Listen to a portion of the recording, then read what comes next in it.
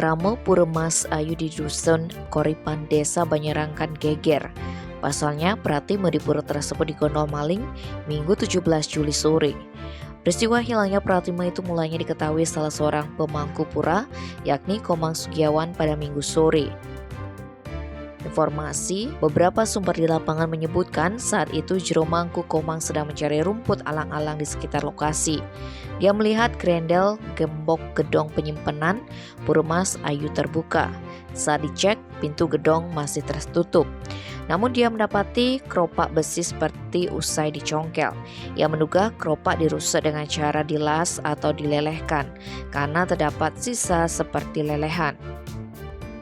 Khawatir arca yang benar-benar sakral dalam gedong hilang, pemangku asal Dusun Esa Banyerangkan ini lantas melapor ke Polsek Banyerangkan. Kapolsek Banyerangkan AKP Iwayan Sujana mengatakan setelah mendapat laporan, pihaknya langsung melakukan olah TKP sekitar pukul 19.